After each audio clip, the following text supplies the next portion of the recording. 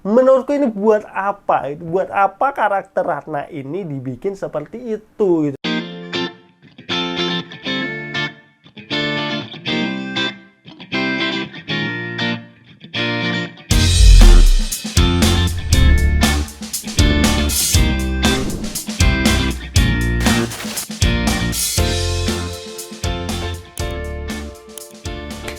Halo, selamat datang di Serangga Tahu Channel. Bareng aku Ardiansa dan kita sekarang lagi ada di segmen Movie Review.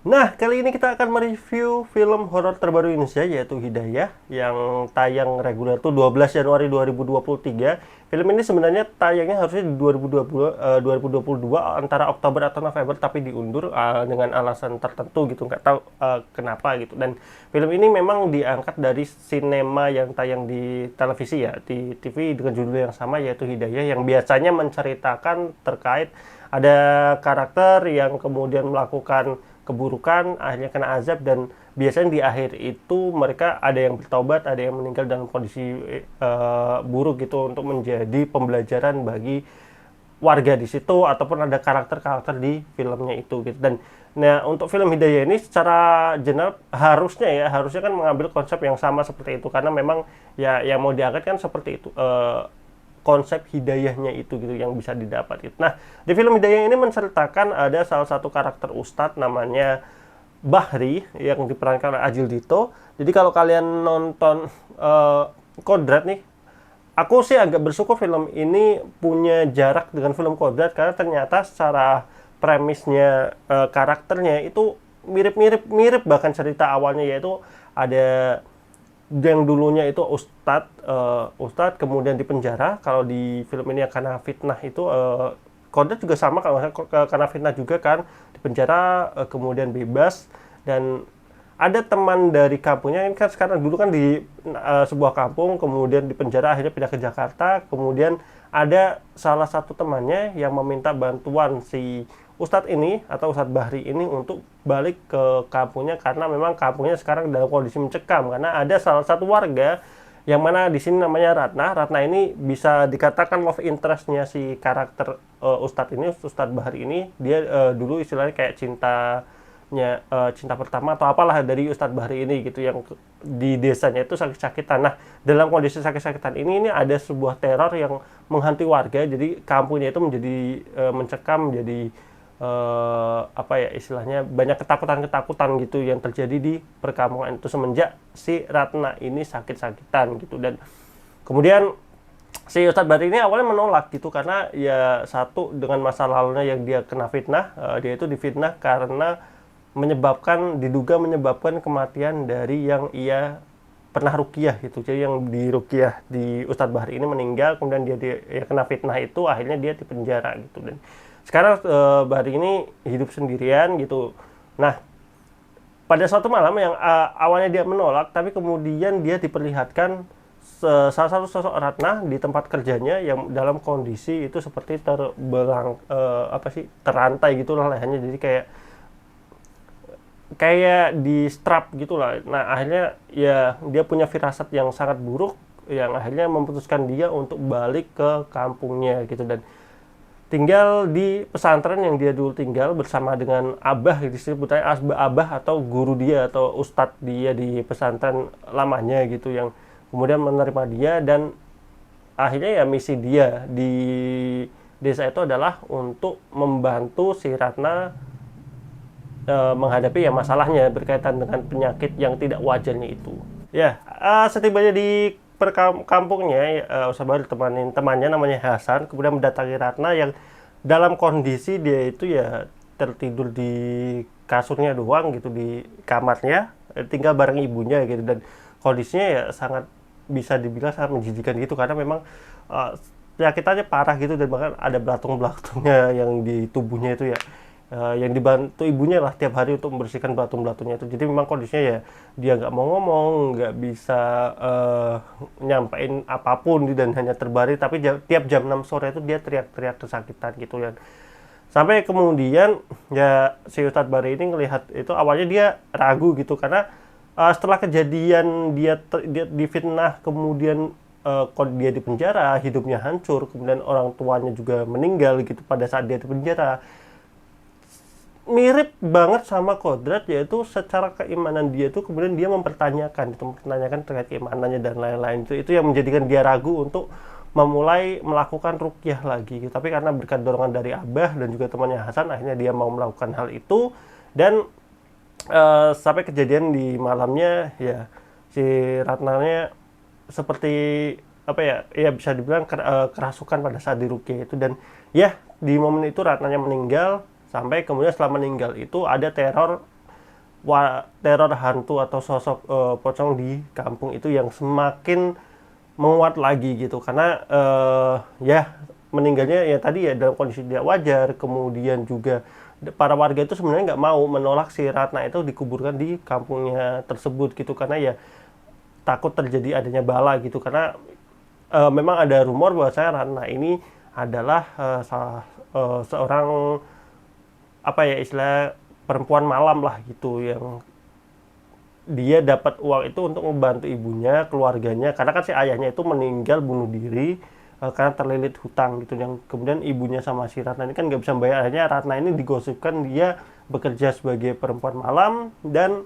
bisa membayar hutang-hutangnya itu gitu.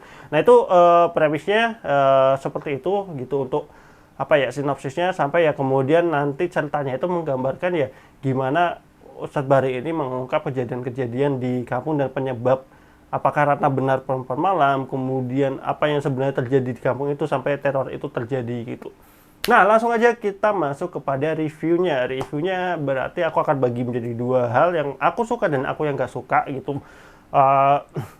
Langsung aja ya, mungkin dari apa yang aku suka terlebih dahulu nih. Untuk di film ini salah satu yang aku suka pertama adalah setting tempat perkampungannya ya.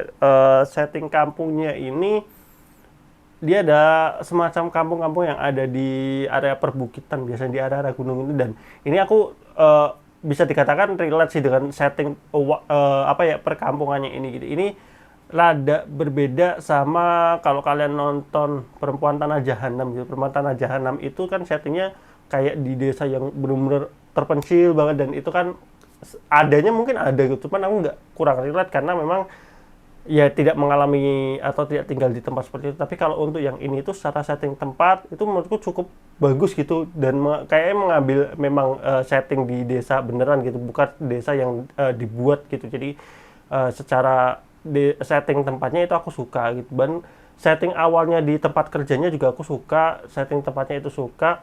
Setting kuburannya ada setting di pemakaman ini yang aku nggak tahu ya kenapa pemakaman di film-film horor sekarang itu kayak hutan jatuhnya, kayak yang kemarin film Mumun itu juga kok lebih nggak mirip itu sebagai sebuah pemakaman umum gitu, tapi kayak hutan, kemudian ada kuburan dikit gitu, jadi kelihatannya itu kayak bukan makam beneran. Dan itu yang aku apa ya kenapa dia nggak ngambil tempat pemakaman asli gitu, atau mungkin berkaitan dengan izin dan lain-lainnya gitu. Dan itu yang setting yang kurang cuma di bagian kuburannya sebenarnya. Kalau dari aku ya, kalau dari setting lainnya aku suka terkait hal itu gitu.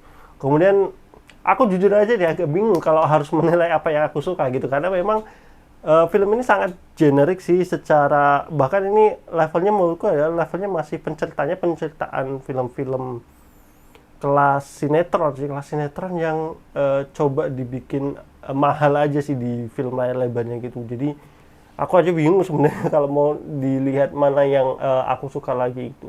Mungkin yang kedua ada kalau dari acting aku suka karakter ibunya sih, karakter ibunya Ratna.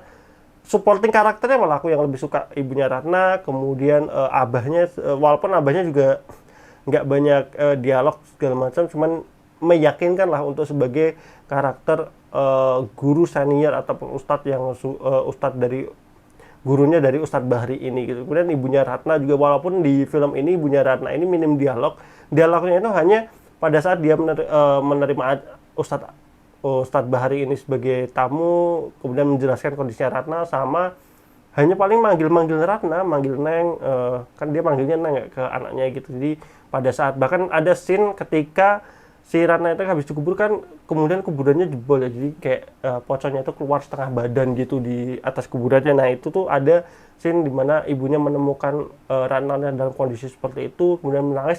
Itu nggak ada dialog yang gimana-gimana, cuman itu kan hanya memang menangkap ekspresi dan juga kejadian pada saat itu, dan itu sangat bagus banget, menjiwai banget. Ibunya sangat hopeless banget, hopelessnya itu benar-benar kerasa banget di kita gitu.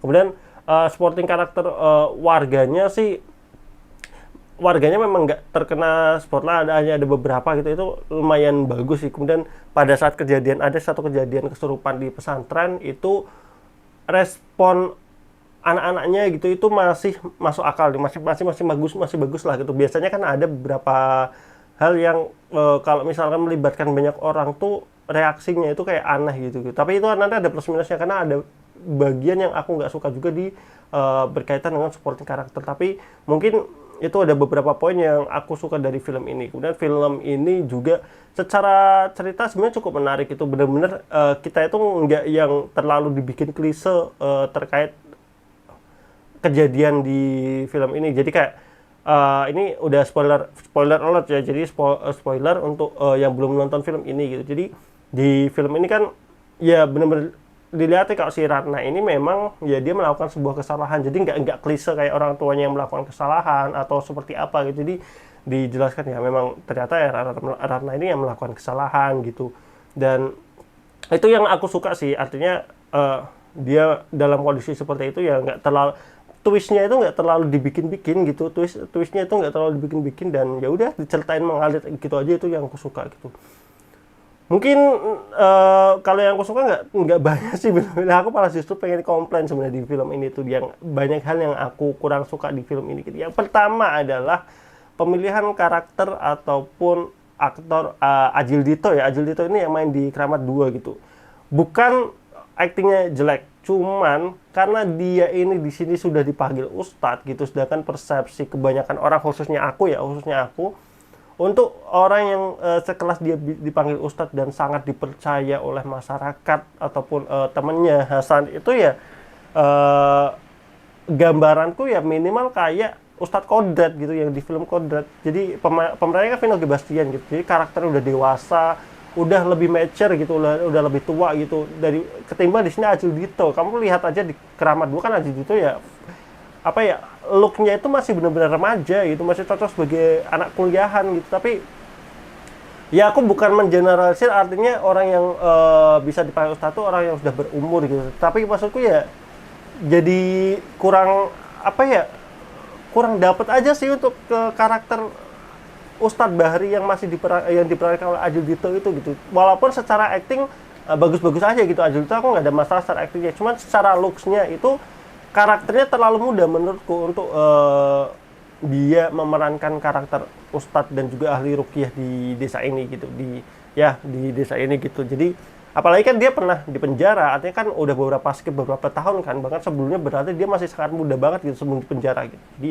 itu yang aku kurang suka gitu. Terus tadi aku sedikit ngobrol terkait supporting karakter, itu memang ada adegan yang aku suka, tapi ada beberapa juga yang menurutku kurang dimaksimalin directingnya gitu. Jadi kalau kalian perhatikan di film-film Indonesia ini yang sering banget terjadi, kalau memang melibatkan karakter warga itu biasanya tidak kurang realistis gitu. Yang paling bagus memang di Perempuan Tanah Jahanam, yang mana akting warganya itu benar-benar dapat gitu. Jadi kalau biasanya itu kan ada adegan istilahnya kayak demo lah ya, demo warga, demo masyarakat itu kan biasanya nanti ada yang mimpin tuh kayak yang ngomporin. Nah, yang ngomporinnya itu kan karakter-karakter yang memang di direct langsung atau aktor biasanya. Nah, biasanya kan di belakang dia itu kan ada warga-warga yang iya. Nah, itu tuh yang menurutku kurang didirect di film ini. Salah satu film yang menurutku kurang memperhatikan supporting karakternya. Jadi mungkin hanya ngambil warga setempat, warga yang di sana, ayo suruh acting, nanti paling kayak disuruh nanti kalau gini nanti jawabannya iya gitu doang. Jadi menurutku itu kurang believable gitu. Jadi kayak yang ngemporin tuh ayo serang gitu, nanti dia bilang iya gitu. Jadi udah gitu doang, sekali doang gitu. Jadi menurutku itu kurasi, warganya kurang terprovokatif gitu. Jadi ini salah satu film yang sekali lagi untuk supporting karakter-karakter yang dia warga ataupun yang dalam kondisi banyak, itu ada yang bagus ada yang enggak. Yang bagus tadi yang aku bilang yang di scene pesantren itu masih oke lah gitu, tapi kalau yang selain itu kayak masih kurang aja sih untuk apa ya, di directnya lah, atau acting dari para warga-warganya itu jadi nggak realistis aja sih menurutku gitu. Terus yang aku nggak suka lagi adalah film ini terlalu lebay gitu, terlalu lebay dalam menampilkan sosok-sosok hantunya gitu, dalam konteks, tapi dalam konteks pada saat kesurupannya ya gitu. Kalau untuk sosok hantunya di sini kan memang banyak kan pocong ya, jadi kalau untuk karakter yang udah sosok hantunya sih nggak masalah dibikin lebih mata merah atau apapun ya gitu. Tapi pada saat scene kesurupan di pesantren itu, kenapa yang kesurupan matanya harus dibikin merah gitu? Itu maksudku, kenapa harus gitu banget gitu? Jadi kayak matanya kayak merah, kayak penyakitan semua, tiba-tiba kesurupan matanya jadi merah semua. Maksudku nggak harus kayak gitu kan? Yang saya kesurupan juga biasanya kan nggak, perubahannya itu nggak yang gitu-gitu banget gitu. Bahkan aku malah lebih takut ketika orang itu tatapannya melotot tapi agak kosong, itu kan lebih meyakinkan ya kalau melihat dari beberapa video-video kerasukan kan seperti itu gitu. Atau film-film yang padahal Simon Titiwa ini kan juga salah satu yang mendirect film Pocong The Origin tuh. Di Pocong The Origin tuh juga ada adegan kesurupan yang itu menurutku lebih realistis dan aku lebih suka itu daripada di sini. Dan di sini tuh itu lebih banget, karakternya harus dibikin matanya merah gitu pada saat kesurupan. Itu aku nggak suka banget. Menurutku itu lebih untuk adegan itu gitu. Terus yang kedua, teknik voice over di filmnya, atau jadi di ini beberapa kejadian di film Kodrat, tapi kalau Kodrat itu masih banyak yang dia itu pada saat acting, pelafalan pada saat ruqyah itu kan biasanya membaca ayat-ayat kursi, ayat-ayat Al-Quran atau apapun itu tuh lebih enak, lebih realistis kalau pada saat acting ya dia yang mengucapkan langsung, jadi suaranya itu ya suara kejadian itu gitu. Tapi kalau di film ini hampir kebanyakan, aku bahkan nggak ingat ada apa enggak, tapi kebanyakan atau bahkan semuanya suara pada saat dia melafalkan ayat-ayat untuk proses ruqyah ataupun proses untuk menyembuhkan yang kesurupan itu, mengeluarkan yang kesurupan itu, pakai suara recording gitu. Jadi bukan pada saat actingnya itu. Jadi kayak gimana sih yang cerita gambarnya, istilahnya kalau acting itu kan suaranya kan kayak gini ya, istilahnya suaranya langsung pada saat dia acting, dia melafalkan ayat-ayatnya ataupun bacaan-bacaan gitu. Tetapi kalau ini tuh ya kayak recording terpisah gitu, jadi suaranya dibikin menggelegar, kayak suaranya tuh kayak dibikin gede gitu dibanding, jadi kayak background lah, suaranya kayak background gitu lah intinya kayak gitu. Dan itu aku nggak suka karena menurutku jauh lebih dapat, jauh lebih realistis, jauh lebih emosional, itu lebih dapat kalau pelafalan ayat-ayatnya ini ya ataupun bacaan-bacaannya dilakukan langsung pada saat dia acting gitu. Ataupun kalau misalnya mau dibikin voice over, nggak usah dibikin lebih-lebih suara-suara kayak dakwah gede background gitu suaranya. Itu menurutku lebih sih untuk penggunaan teknik seperti itu, dan malah bikin filmnya nggak realistis bagi aku sendiri. Dan bahkan kayak horor merindingnya itu malah justru nggak dapat kalau dibikin seperti itu gitu. Jadi itu sih mungkin ini tebakanku aja, mungkin tebakanku ya karena aktor-aktornya di sini itu tidak terlalu menguasai bacaannya itu gitu. Jadi mungkin kalau misalkan itu dilakukan take action secara langsung pada saat acting, mungkin takut banyak retake gitu karena bacaannya salah atau seperti apa gitu. Karena ya kita kan ya memang yang melakukan acting ini kan mungkin bukan yang ahli ruqyah atau seperti apa, mungkin takut bacaannya salah atau seperti apa, makanya dilakukan proses recording di belakang layar gitu. Jadi pakai suara background gitu. Jadi tapi itu yang menurutku kalau mau bikin film yang tema-temanya seperti ini ya sebaiknya ya aktornya memang diharuskan untuk menguasai cara bacaannya itu gitu.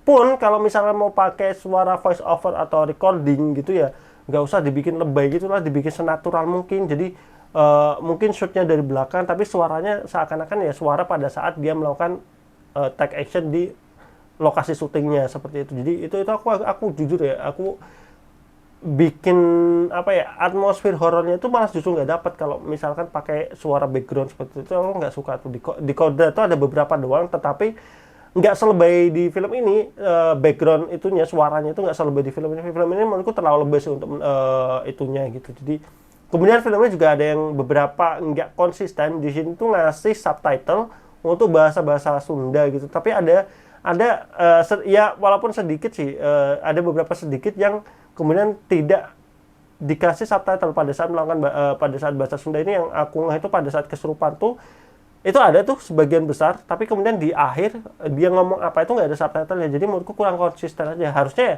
kalau misalnya mau dikasih subtitle ya dikasih subtitle semua pelafalan Sunda yang ada di sana dikasih aja subtitle semuanya gitu. Jadi nggak konsisten gitu. Kalau misalnya ada subtitle gitu. Kalau enggak ya sebaiknya ada gitu. Karena kan yang nonton bukan orang Sunda ya, kita juga nggak tahu gitu bahasa seperti apa gitu. Jadi itu yang agak kurang konsisten gitu.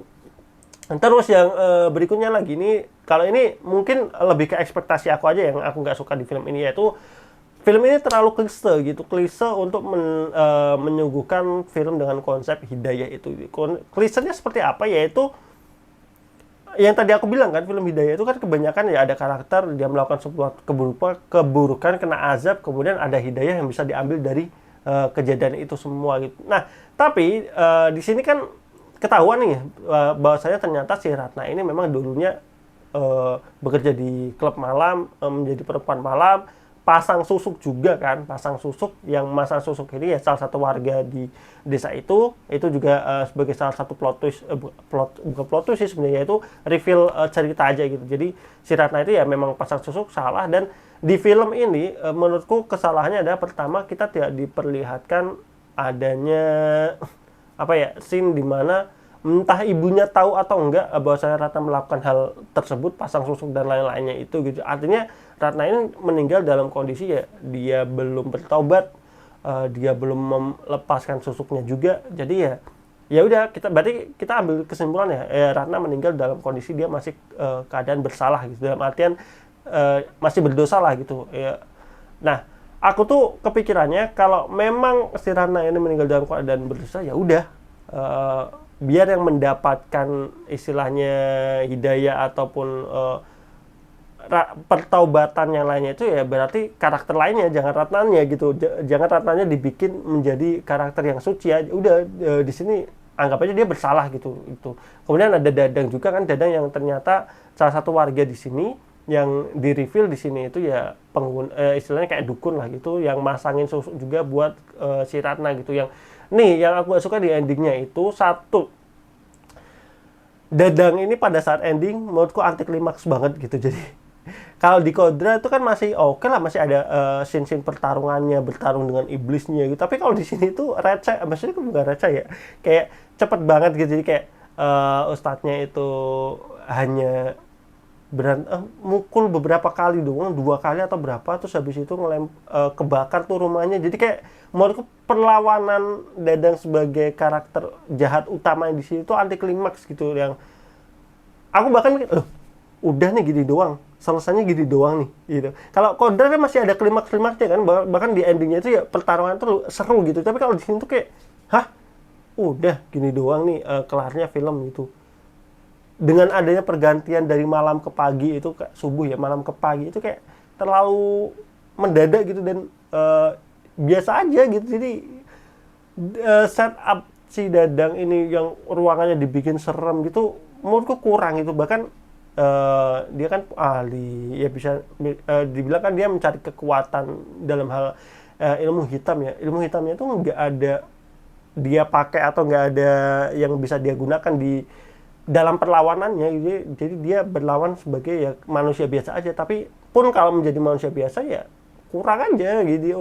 Untuk mengakhiri film ini itu benar-benar anti klimaks banget. Satu itu. Jadi itu aku gak suka juga di klimaks endingnya. Terus nah ini salah satu menurutku fatal ya. Bagiku ini ada salah satu yang kurang di film ini, yaitu pada saat ending ketika si Dadang ini sudah dikalahkan, si Ratnanya itu kemudian dimunculkan dalam kondisi yang secara penggambaran itu kayak terbebas dari semuanya gitu. Jadi kan kalau di awal filmnya kan dia kayak dirantai gitu dalam kondisi yang busuk-busuk gitu. Kemudian di akhir itu dia dalam kondisi yang sangat bagus kayak suci mengucapkan terima kasih kepada Ustadz Bahri. Menurutku ini buat apa? Buat apa karakter Ratna ini dibikin seperti itu gitu. Dibikin yang endingnya itu dia berterima kasih karena sudah terbebas itu perlu menurutku itu seharusnya dilakukan kalau yang melakukan kesalahan itu bukan Ratna, misalkan ibunya atau ayahnya. Nah itu baru bagus dimasukkan ke film Hidayah ini. Tapi kan kalau di sini yang salah kan memang Ratna melakukan kesalahan dan dia itu istilahnya belum bertobat, sampai meninggal pun masih pasang susuk. Nah kenapa di akhir film ini harus dimunculkan sosok Ratna ini dalam kondisi baik-baik saja, dalam kondisi seakan-akan dia terbebas dari penderitaannya gitu. Konsep hidayahnya malah nggak dapet di sini, malah justru aneh gitu. Harusnya hidayah ini kan biasanya dia memang menggambarkan baik buruknya itu harusnya jelas gitu. Makanya kalau di film ini jadi klise gitu, jadi klise karena yang melakukan dia itu melakukan keburukan, tapi di akhirnya malah seakan-akan dia itu terperangkap oleh orang lain gitu. Ketika si dadanya ini kalah, terus dia seperti ya udah saya kayak terbebas gitu dari dosa-dosanya, karena memang penggambaran di endingnya seperti itu gitu. Kenapa harus ada scene itu gitu? Terus yang kedua, kenapa harus ada soundtrack film ini gitu? Soundtrack Hidayah yang merubah genre film ini dari horor religi menjadi drama percintaan religi gitu. Karena menurutku penggunaan soundtrack ini di akhir film itu nggak pas banget, out of place gitu, tiba-tiba muncul gitu. Kalau mau seperti ada sound, aku tahu ya ada soundtrack ini, soundtracknya bagus, aku nggak bilang soundtracknya jelek, cuman menurutku nggak cocok aja dengan filmnya gitu, untuk atmosfer filmnya. Kalau mau memaksakan ada soundtrack ini di akhir film ini, harusnya di awal pun ataupun di pertengahan, ya itu dimasukkan aja lagu-lagu yang memang religi seperti ini gitu. Jadi nggak tiba-tiba di ending muncul lagu religi gitu. Kayak misalkan film-film drama percintaan religi kayak Ayat Cinta itu kan memang di adegan-adegan pertengahan atau di awal memang sudah ada lagu-lagunya kan. Jadi ketika di endingnya itu di play itu musik soundtracknya film ini, original soundtracknya itu pas. Tapi kalau di film ini dari awal pertengahan menuju akhir itu nggak pernah ada itu lagu seperti itu, musiknya nggak ada seperti itu, musiknya mencekam semua gitu. Tapi tiba-tiba di ending kok tiba-tiba lagu kayak drama religi gitu. Jadi itu sih itu aku kurang suka itu. Kalau mau tetap ada, menurutku lagu ini dipasang pada saat kredit aja, kredit scene yang nama-nama itu, yaitu ya udah di situ aja gitu. Jangan dipaksain masuk dalam scene filmnya gitu. Aneh menurut aku banget ketawa di film ini gitu pas adegan scene endingnya itu gitu. Jadi itu ya menurutku klise sih untuk berkaitan dengan konsep hidayahnya gini. Makanya film ini malah justru yang hidayahnya itu hidayah buat ke ustadznya, si karakter Baharinya itu. Walaupun balik lagi ustadznya ini tidak banyak melakukan hal-hal buruk ya, bahkan dia setelah difitnah pun ya dia tetap tetap menjaga syariatnya, tetap percaya dan lain-lain gitu. Jadi hidayahnya mungkin untuk warganya kali ya, untuk warga-warga di sana, untuk ustadznya juga, tapi menurutku jadi kurang powerful, kurang impact gitu untuk ke dalam secara keseluruhan ceritanya itu. Aku malah lebih suka kalau mending ibunya aja dah, ibunya Ratna itu ya salah satu yang melakukan kejahatan itu aja gitu, mending gitu. Jadi ibunya melakukan ibunya tahu Ratna yang masang itu, atau bahkan ibunya aja yang mending menyuruh Ratna untuk memasang susuk itu gitu. Jadi pada saat nanti endingnya ya mungkin ibunya bertobat, atau mungkin pada saat setelah dia bertobat dia dibikin istilah meninggal juga, seperti itu lebih impactful gitu. Jadi ya ada pertobatan di film ini. Entah kenapa kalau istilahnya yang film Hidayah itu yang paling aku sorotin tuh di film ini harus ada pertobatan. Ya mungkin karena film ini ya udah mengangkat dari sinema Hidayah gitu ya mending konsepnya seperti itu aja gitu. Di sini tuh kayak nggak ada pertobatan, kayaknya ada kayak yang salah meninggal dalam kondisi seperti itu, tapi harus dibikin endingnya seperti itu, jadi anti klimaks. Menurutku endingnya ini benar-benar anti klimaks. Kemudian horornya juga serba nanggung gitu. Horornya itu kuat di awal sampai pertengahan, tapi nanti menuju akhir menurutku si sutradara kehilangan cara untuk menampilkan sosok setan-setannya lagi gitu. Jadi di akhir itu terlalu sibuk dalam mereveal cerita apa yang sebenarnya terjadi di desa ini. Jadi horornya itu cuman kuat banget sebenarnya di awal sampai pertengahan, tapi nanti menuju akhir itu kayak tiba-tiba jadi film drama gitu. Jadi horornya jadi nggak kental lagi, jadi nggak ada, bahkan udah nggak ada penampakan lagi deh setauku, setelah berapa ya, 3 karakter dihantuin, habis itu kesurupan pesantren. Yang kesurupan pesantren ke belakang, seingat aku udah nggak ada penampakan lagi. Itu lebih kepada sibuk untuk mereveal ceritanya seperti apa. Jadi elemen horornya jadi hilang gitu. Jadi mungkin aduh, ini kalau dilanjutin agak panjang gitu, karena aku agak kecewa banget sama film ini gitu. Ini salah satu film yang aku tunggu dari penyutradaranya Monty Tiwa, yang aku suka di Pocong di Origin gitu, sama yang Kuntilanak dulu Monty Tiwa dan Rizal Mantovani ya. Nah itu aku juga Jelang, kok apa ya Monty Tiwa? Aku lupa sih Monty Tiwa ngedarah apa. Cuman yang Pocong di Origin itu masih ada sisi-sisi merindingnya gitu. Tapi kalau di film ini menurutku salah satu yang bikin aku merinding ya karena sosok hantunya yang aku memang nggak suka gitu melihatnya gitu. Jadi itu aja mungkin kalau final score dari aku untuk film ini 5,5/10 aja, 5,5/10 gitu. Aku gimana ya, sebenarnya mau ngasih 6/10 tapi kayaknya nggak nyampe 6 juga, karena menurutku masih bagusan Momen 2 gitu daripada ini gitu. Masih lebih enjoy aku nonton Momen 2 gitu. Jadi mungkin itu aja dari aku di Serangkai Satu Channel untuk movie review film Hidayah. Kalau misalnya kalian ada pendapat lain, mungkin bagi kalian film ini bagus, ataupun mungkin ada beberapa pendapat aku yang tidak sesuai, ya namanya film, namanya perspektif ya, persepsi dari aku gitu. Jadi tiap orang kan pasti beda gitu dalam menilai atau melihat sebuah film itu. Kalau menurut kalian bagus ya alhamdulillah gitu, baik buat kalian. Tapi ini adalah review dari aku dari Serangkai Satu Channel gitu. Oke, jangan lupa like, comment, dan subscribe. Tetap dukung channel Serangkai Satu Channel karena masih banyak lagi konten-konten menarik ke depannya. Dan jangan lupa juga buat kalian suka main game, kalian bisa cari Game Story, Game Story, cerita. Kalian bisa subscribe Game Story, karena situ nanti aku main game. Kalau kalian suka konten-konten edukasi yang khususnya adik-adik nih yang mau belajar matematika, ada juga Serangkai Mengajar, ataupun di channel ini juga ada segmennya Serangkai Mengajar. Jadi jangan lupa tonton semua video di Serangkai Satu Channel, dan jangan lupa subscribe, like, dan komen, dan jangan lupa share juga buat teman-teman kalian. Oke, aku Adiansa dari Serangkai Satu Channel.